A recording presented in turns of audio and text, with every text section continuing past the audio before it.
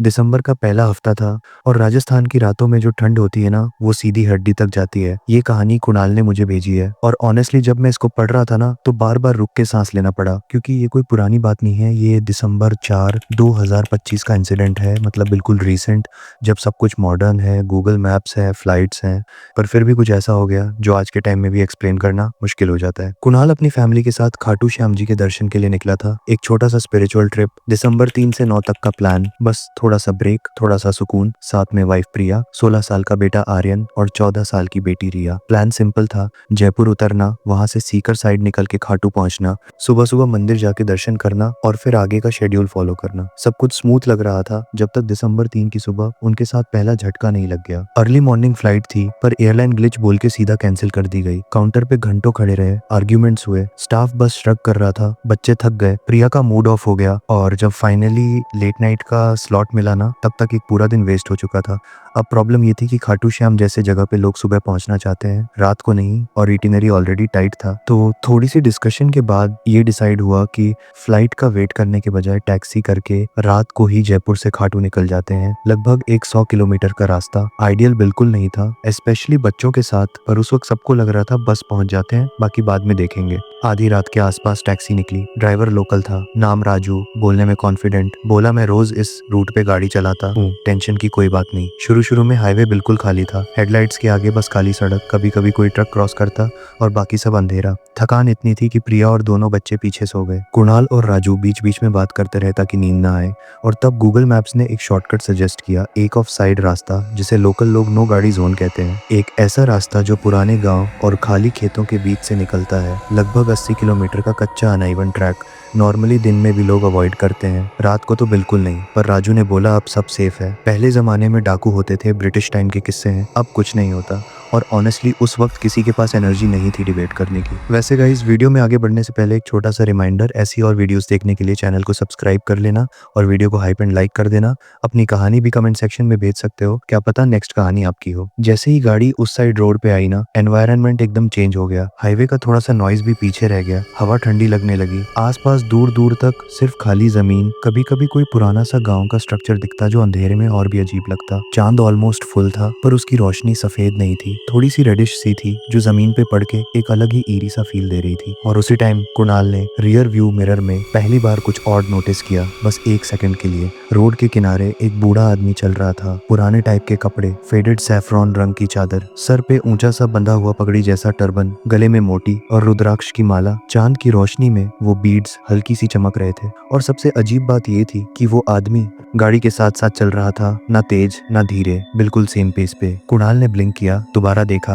और वो गायब था। उस वक्त कुणाल ने खुद को समझाया कि थकान है, रात है, आंखों का धोखा होगा, और उसने किसी को कुछ नहीं बताया, ना प्रिया को ना राजू को, क्योंकि कभी कभी ऐसी बातें बोलने से ही पैनिक शुरू हो जाता है। पर सच ये है कि उस 1 सेकंड के बाद उसके स्पाइन में जो ठंडक दौड़ी ना, वो नॉर्मल नहीं थी, वो वाली फीलिंग थी जो बिना वजह के आती है, जहाँ दिमाग लॉजिक ढूंढने लगता है और दिल बस कह रहा होता है कि कुछ ठीक नहीं है। गाड़ी आगे बढ़ती रही और अंधेरा और गहरा होता चला गया, जैसे रास्ता सिर्फ गाड़ी के हेडलाइट्स पे ही जिंदा हो। लगभग आधा घंटा बीता होगा, सब कुछ शांत था, और अचानक राजू ने इतनी जोर से ब्रेक मारी कि गाड़ी कच्ची सड़क पे फिसलती हुई रुक गई। झटके से प्रिया उठ गई, उसने इंस्टिंक्टिवली आर्यन और रिया को पकड़ लिया। कुणाल ने घबरा के पूछा क्या हुआ, और तब उसने देखा राजू का चेहरा बिल्कुल पीला पड़ चुका था, पसीना आ रहा था जबकि हवा ठंडी थी, आंखें रोड से हटी ही नहीं थी। और कांपते हुए उसने बोला साहब, रोड के बीच एक बूढ़ा खड़ा था, बिल्कुल सामने, वही कपड़े, वही माला, वही पगड़ी। और जैसे ही गाड़ी पास आई, वो सीधा गाड़ी की तरफ झपटा जैसे बोनेट पे चढ़ रहा हो, और 1 सेकंड में गायब हो गया।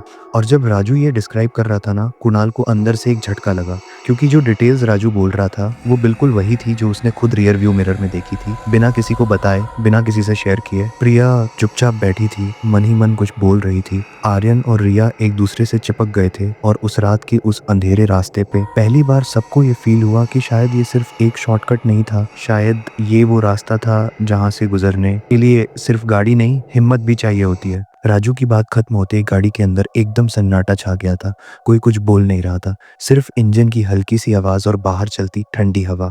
प्रिया ने दोनों बच्चों को और जोर से अपने पास खींच लिया। आर्यन नॉर्मली थोड़ा बोल्ड टाइप का था, पर उस वक्त उसका चेहरा भी टाइट हो गया था। रिया की आंखों में सीधा पैनिक था। कुणाल ने एक सेकंड के लिए सोचा कि सीधा वापस मुड़ जाते हैं, लेकिन प्रॉब्लम ये थी कि उस कच्चे रास्ते पे मुड़ना भी आसान नहीं था। ऊपर से पीछे पूरा अंधेरा और आगे भी कोई गारंटी नहीं। राजू ने दोबारा इग्निशन घुमाया, इंजन खंखारा, 1-2 सेकंड चला, फिर बंद, दोबारा ट्राई किया, फिर बंद। उस वक्त जो फीलिंग आती है ना जब रात के अंधेरे में गाड़ी स्टार्ट ना हो, वो सिर्फ ट्रैवल प्रॉब्लम नहीं होती, वो हेल्पलेसनेस होती है। और यहाँ तो ऑलरेडी दिमाग के ऊपर एक अजीब सा बोझ बैठा हुआ था। राजू बार बार बोल रहा था, साहब गाड़ी ठीक ही है, अभी थोड़ी देर पहले तक बिल्कुल नॉर्मल थी। प्रिया ने धीरे से कहा, शायद किसी मंदिर के पास चले जाते हैं, अगर आसपास हो, गांव साइड है, कुछ ना कुछ मिल जाएगा। और जैसे ही उसने ये बोला ना, सबकी नजर आगे पड़ी। थोड़ी दूर पे खेतों के बीच से एक हल्की सी पीली रोशनी दिख रही थी, ना ज्यादा ब्राइट ना बिल्कुल बुझी हुई, बस एक पॉइंट जहाँ अंधेरा थोड़ा कम लग रहा था। कुणाल को याद नहीं कि उसने गूगल मैप्स पे कोई मंदिर देखा था, पर उस वक्त लॉजिक काम नहीं करता, बस इंस्टिंक्ट काम करती है। गाड़ी वहीं छोड़ के सब लोग बैग उठा के उस रोशनी की तरफ चल पड़े। जैसे जैसे पास जा रहे थे, रोशनी क्लियर होती जा रही थी। एक छोटा सा पुराना मंदिर था, दीवारें काफी ओल्ड, रंग उतरा हुआ, आंगन में पत्ते बिखरे हुए, और मंदिर के बाहर एक पीपल का पेड़ था। मंदिर के घंटे हवा में हल्की सी आवाज कर रहे थे, जैसे बिना किसी के हाथ लगाए हिल रहे हो। और उसी वक्त अंदर से एक बूढ़े पंडित जी बाहर आए, जैसे उन्हें पता होगी कोई आने वाला है। उन्होंने बस इतना कहा, आइए बेटा, रात का टाइम है, ठंड भी है, अंदर बैठिए, बिना पूछे कौन हो, कहाँ से आए हो, क्यों आए हो। प्रिया ने बाद में बोला कि यही चीज उसे सबसे ज्यादा अजीब लगी। गाँव में कोई भी बिना पूछे इतना नॉर्मल नहीं होता। अंदर गए तो मंदिर छोटा था पर साफ था, दिया जल रहा था, धूप की हल्की सी स्मेल थी। पंडित जी ने चाय बनाने को बोला, जैसे ये सब रोज का रूटीन हो। आर्यन ने एक बार पीछे मुड़ के मंदिर के दरवाजे से बाहर देखा, उसे लगा जैसे रोड की तरफ कोई खड़ा है, पर ब्लिंक करते ही कुछ नहीं था। उसने कुछ बोला नहीं, बस साइलेंटली वापस बैठ गया। रिया मंदिर के एक कोने में बैठ के माँ के दुपट्टे का पल्लू पकड़े हुई थी। पंडित जी ने कैजुअली पूछ लिया, शॉर्टकट से आ रहे हो? राजू ने हाँ बोला, और ये सुनते ही पंडित जी ने बस इतना कहा, बेटा, हर रास्ता मंजिल के लिए नहीं होता, कुछ रास्ते सिर्फ परीक्षा लेने के लिए होते हैं। उसके बाद जो पंडित जी ने बताया ना, वो कोई ड्रामेटिक वार्निंग नहीं थी, बस जैसे पुरानी बात हो। उन्होंने बोला कि ये रास्ता पहले भी था, अंग्रेजों के टाइम से, डाकुओं का एरिया, खून खराबी, और उस वक्त एक साधु हुआ करता था जो यहीं रहता था। लोग बोलते हैं उसने ट्रैवलर्स को गलत रास्ते लेने से रोका था, पर जब किसी ने उससे धोखा दिया, उसके साथ कुछ बुरा हुआ, तब उसने कहा था, जो शॉर्टकट से भगवान तक पहुंचना चाहेगा, उसका रास्ता यहीं से गुजरेगा, और जो रास्ता गलत होगा वो खुद अपना रास्ता दिखा देगा। कुणाल को याद है पंडित जी बोलते वक्त आर्यन का सिर अचानक झुक गया था, जैसे नींद आ रही हो, और रिया को थोड़ी ठंड लगने लगी थी। पंडित जी ने कहा, थोड़ी सी आरती कर लो, मन शांत रहेगा। रात वही मंदिर के फ्लोर पे गुजर गई, थोड़ी नींद, थोड़ा जागना, और जब सुबह के आसपास फॉग हल्का होने लगा, मंदिर के घंटे रुक गए। हवा थोड़ी नॉर्मल हुई, लेकिन राजू बिल्कुल रेडी नहीं था गाड़ी चलाने के लिए। उसकी हालत देख के आर्यन ने खुद बोला, पापा मैं चला लेता हूँ। लर्नर परमिट था, नॉर्मली कुणाल मना कर देता, पर उस सुबह उसने मना नहीं किया, शायद इसलिए क्योंकि उस रात के बाद हर चीज थोड़ी सी फेथ पे चल रही थी। 7:30 के आसपास सब निकले, पंडित जी को धन्यवाद बोला, पीछे मुड़ के देखा तो मंदिर वहीं था, दिया जल रहा था, और जब गाड़ी रोड पे आई तो इंजन एकदम स्मूथ स्टार्ट हो गया, जैसे रात में कुछ हुआ ही ना हो। और जब खाटू श्याम जी 9 बजे के आसपास पहुंचे, दर्शन के वक्त कुणाल के दिमाग में एक ही बात चल रही थी कि अगर सच में कोई चीज रास्ता दिखा रही थी तो वो रोक भी सकती थी, पर उसने रोका नहीं। खाटू श्याम जी पहुंचने के बाद सब कुछ ऊपर से बिल्कुल नॉर्मल लग रहा था। मंदिर के बाहर वही भीड़, वही लाइन, वही भजनों की आवाज, जैसे रात के उस अंधेरे रास्ते का कोई एग्जिस्टेंस ही ना हो। पर कुणाल को अंदर से ये फील आ रहा था कि वो सब कुछ वहीं छोड़ के नहीं आए हैं, कुछ ना कुछ साथ ले आए हैं। प्रिया चुप थी, ज्यादा बात नहीं कर रही थी। आर्यन नॉर्मल दिखने की कोशिश कर रहा था, पर उसकी आंखों के नीचे डार्क सर्कल्स थे। रिया बार बार इधर उधर देख रही थी, जैसे किसी को क्राउड में ढूंढ रही हो। दर्शन के टाइम जब सबने हाथ जोड़े ना, उस वक्त एक अजीब सा भार कुणाल के सीने से हल्का हुआ, जैसे रात भर जो सांस ऊपर अटकी हुई थी वो थोड़ी सी नीचे आई।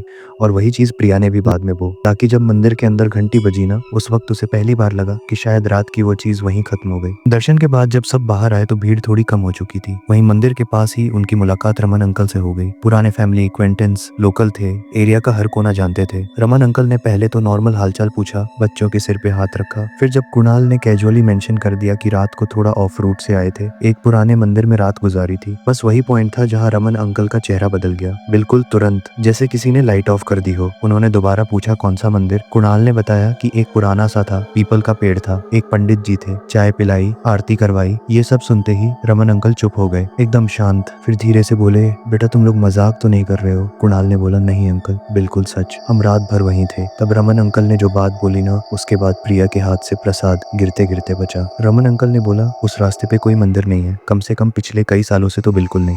वो जगह पहले हुआ करती थी, बहुत पुराना मंदिर, एक लोकल संत का स्थान, पर 1940 इसमें आग लग गई थी और उसके बाद वो जगह अबैंडन हो गई। लोग बोलते हैं कि जो गर्भगृह था ना, उसके पास जाना भी ठीक नहीं माना जाता, सिर्फ खंडहर बचे हैं, झाड़ियों के बीच छुपे हुए पत्थर। और पंडित जी की बात तो बिल्कुल इम्पॉसिबल है, लास्ट पंडित तो कुणाल के दादा के टाइम में ही गुजर गए थे। ये सुनते ही आर्यन ने पहली बार रिएक्ट किया। उसने सीधा बोला, लेकिन हमने उनसे बात की है, चाय पी है, उन्होंने आरती करवाई है। रमन अंकल ने बस सिर हिला दिया, बोले, बेटा रात के रास्ते पे सब कुछ दिखता है, पर हर चीज होती नहीं। उस पॉइंट पे प्रिया को याद आया कि उसने मंदिर के अंदर एक फोटो ली थी, बस ऐसे ही डिम लाइट में आइडल की। उसने फोन निकाला, गैलरी ओपन की, और जब फोटो दिखाई ना, सब एक साथ चुप हो गए। इमेज ब्लरी थी, बिल्कुल अनक्लियर, पर जो दिख रहा था वो बिल्कुल अलग था। ना कोई प्रॉपर मंदिर स्ट्रक्चर, ना दिया, ना पंडित जी, सिर्फ टूटे हुए पत्थर, झाड़ियों से घिरा हुआ एक ब्रोकन सा आइडल, जैसे सालों से किसी ने छुआ ही ना हो। रिया उस फोटो को देखते ही रोने लगी, बोला, मम्मी ये वही जगह है, पर ऐसी तो नहीं थी, वहां तो रोशनी थी, घंटी बज रही थी। कुणाल के हाथ थोड़े कांप गए थे फोन पकड़ते हुए, क्योंकि उसके दिमाग में क्लियर था कि रात को जो मंदिर था वो कोई इमेजिनेशन नहीं लग रहा था। वहीं बैठ के रमन अंकल ने धीरे से एक और बात बोली, बिना किसी ड्रामा के, बस जैसे पुरानी बात हो। उन्होंने बोला, कुछ लोग मानते हैं कि खाटू श्याम जी तक पहुंचने से पहले अगर रास्ता भटक जाओ ना, तो भगवान खुद रास्ता दिखा देते हैं। हर बार मंदिर के रूप में नहीं, कभी साधु के रूप में, कभी किसी बूढ़े के रूप में, और कभी बस एक रुकावट बन के, ताकि तुम गलत जगह ज्यादा आगे ना जाओ। कुणाल को उस वक्त रात का वो सैफरॉन कपड़ों वाला बूढ़ा याद आ गया, वही माला, वही आंखें, वही प्रेजेंस, जो कभी पीछे से दिखी, कभी सामने, कभी सड़क के बीच। और फिर मंदिर के पंडित जी का चेहरा भी उसी इमेज के साथ ओवरलैप हो गया, जैसे दोनों अलग अलग नहीं थे। उस दिन बाकी का टाइम नॉर्मली निकला, पर एक चीज कॉमन थी, कोई भी रात के इंसिडेंट के बारे में ज्यादा बात नहीं कर रहा था, पर कोई भूल भी नहीं पा रहा था। आर्यन शाम को बोला, पापा जब मैं ड्राइव कर रहा था ना सुबह, मुझे लगा जैसे कोई पीछे से देख रहा है, पर डर नहीं लगा, बस एक स्ट्रेंज कॉन्फिडेंस फील हुआ। रिया ने कहा, रात को जब मैं मंदिर में सो रही थी ना, मुझे सपने में मोर पंख दिख रहे थे। प्रिया ने ये सुन के बस चुपचाप हाथ जोड़ लिए, और कुणाल को समझ आ गया कि ये सिर्फ एक फैमिली एक्सपीरियंस नहीं रहा, ये हर एक के लिए अलग अलग तरह से अंदर घुस चुका था। उस रात होटल के रूम में सोने से पहले कुणाल ने बालकनी से बाहर देखा, शहर की रोशनी, मंदिर के शिखर पे जलते दिए, और उसने एक सेकंड के लिए आंखें बंद करके सिर्फ शुक्रिया बोला, किसी नाम के बिना, किसी रूप के बिना, बस इतना। और अंदर से एक अजीब सी शांति आई, जैसे कोई कह रहा हो, बस मंजिल तक पहुंच गए हो, अब पीछे मत देखो। रात उस दिन खाटू में काफी शांत थी, लेकिन वो शांति नॉर्मल वाली शांति नहीं थी, वो थोड़ी भारी थी, जैसे दिन भर जो बातें दबाई गई थी वो सब हवा में तैर रही हों। होटल के रूम में लाइट्स बंद करने के बाद भी कुणाल को नींद तुरंत नहीं आई। बालकनी से बाहर देखते हुए उसे लग रहा था कि जो रास्ता उन्होंने रात में लिया था वो यहीं कहीं खत्म नहीं हुआ है, बस अब नजर से दूर हो गया है। प्रिया भी चुपचाप लेटी हुई थी, बच्चे थोड़ी देर में सो गए थे, पर बीच बीच में रिया ने नींद में करवट बदली और कुछ कहा जो क्लियरली सुनाई नहीं दिया, बस इतना लगा जैसे किसी का नाम ले रही हो। कुणाल ने उस वक्त ध्यान नहीं दिया, पर सुबह जब वो उठे ना, रिया ने खुद बोला कि रात को उसने सपने में एक बूढ़े को देखा था, सफेद और पीले रंग के बीच के कपड़े, सिर पे कुछ बंधा हुआ, और उसके हाथ में मोर पंख, जो बस मुस्कुराया और चला गया। आर्यन ने भी बात काट के बोला कि मुझे भी कुछ अजीब सा फील हुआ था, जैसे कोई पीछे बैठा हो जब मैं ड्राइव कर रहा था सुबह, पर डर बिल्कुल नहीं लगा, बस ऐसा लगा जैसे कोई गाइड कर रहा हो। कुणाल ने दोनों बच्चों को देखा और उसके मन में बिना बोले ही एक बात सेटल हो गई कि जो भी था वो सिर्फ एक इल्यूजन नहीं था। खाटू से वापस आने के बाद लाइफ धीरे धीरे नॉर्मल हो गई, ऑफिस, स्कूल, रूटीन सब वो वापस आ गया, पर एक चीज जो चेंज हुई वो ये थी कि कुणाल अब शॉर्टकट्स पे भरोसा नहीं करता था, सिर्फ रोड्स के नहीं, डिसीजंस के भी। उस इंसिडेंट के बाद जब भी कोई चीज़ आसान लगती ना, बिना मेहनत के, बिना टाइम दिए, तो उसका दिल ऑटोमेटिकली थोड़ा कॉशियस हो जाता। प्रिया ने मंदिर वाली फोटो डिलीट नहीं की, वो अब भी फोन में है, ब्लरी सी, ब्रोकन स्टोन्स वाली, और जब कभी वो फोटो गलती से गैलरी में आ जाती है ना, प्रिया बस स्क्रीन बंद कर देती है, ज्यादा देखना नहीं चाहती, जैसे कुछ चीजें याद रखना जरूरी होता है पर बार बार देखना नहीं। रमन अंकल से बाद में एक बार फिर बात हुई थी फोन पे, उन्होंने कैजुअली पूछा था कि वापस सेफ पहुंच गए गए ना। और फिर एक लाइन बोली जो कुणाल के दिमाग में अटक के रह गई, बेटा खाटू श्याम के रास्ते पे जो मिलता है वो हमेशा दिखता नहीं है, और जो दिखता है वो हमेशा मिलता नहीं। उसके बाद उन्होंने टॉपिक चेंज कर दिया, जैसे इससे ज्यादा बोलना ठीक नहीं हो, और शायद वही बेटर भी था, क्योंकि हर चीज को नाम देना जरूरी नहीं होता, कुछ एक्सपीरियंस बस एक्सपीरियंस ही रहने चाहिए। इस पूरे इंसिडेंट का सबसे अजीब पार्ट ये था कि किसी के मन में ये सवाल नहीं आया कि पुलिस को बताना चाहिए या किसी अथॉरिटी को, क्योंकि बताते भी क्या। रात को एक बूढ़ा दिखा जो गायब हो गया, एक मंदिर दिखा जो सुबह एग्जिस्ट ही नहीं करता, एक पंडित जी मिले जो कब के जा चुके हैं, और फिर एक डिवाइन प्लेस पे पहुंच के सब ठीक हो गया। लॉजिक के हिसाब से देखो तो सब थकान, शेयर्ड हेलुसिनेशन, रात का डर, कुछ भी हो सकता है। पर जब इतने सारे लोग एक ही चीज को अलग अलग एंगल से महसूस करें ना, तो कहीं ना कहीं लॉजिक थोड़ा पीछे रह जाता है। कुणाल ने मुझे लिखते वक्त लास्ट में बस इतना बोला था कि वो आज भी खाटू श्याम का नाम लेते वक्त ऑटोमेटिकली हाथ जोड़ लेता है, बिना सोचे, बिना रीजन के। और जब भी रात को ड्राइव करता है ना, खासकर हाईवेज पे, तो रियर व्यू मिरर में देखते हुए एक सेकंड के लिए उसे वही सैफरॉन रंग याद आ जाता है, और वो इंस्टिंक्टिवली स्पीड थोड़ी कम कर देता है। शायद इसलिए नहीं कि कोई आ रहा है, बल्कि इसलिए कि कहीं कोई रोक रहा हो, और वो रोक किसी डर से नहीं बल्कि किसी हिफाजत से हो। और ऑनेस्टली जब मैंने ये पूरी कहानी पढ़ी ना, मुझे ये लगा कि हर पिलग्रिमेज सिर्फ मंजिल तक पहुंचने का नाम नहीं होता, कभी कभी वो रास्ते में भी कंप्लीट हो जाती है, किसी के रूप में, किसी मुस्कुराहट में, किसी रुकावट में। और शायद इसीलिए खाटू श्याम जी के दर्शन के बाद भी कुणाल के मन में वो रात खत्म नहीं हुई, बल्कि बस शांत हो गई, जैसे कोई कह रहा हो तुम पहुंच गए हो, अब याद रखना, पर डर के साथ नहीं, श्रद्धा के साथ। थैंक यू गाइस स्टोरी को एंड तक सुनने के लिए, और सब्सक्राइब करना ना भूलें। और अगर आप भी अपने साथ घटी हुई कोई कहानी भेजना चाहते हैं तो नीचे कमेंट सेक्शन में दे सकते हैं, शायद अगली स्टोरी आपकी हो।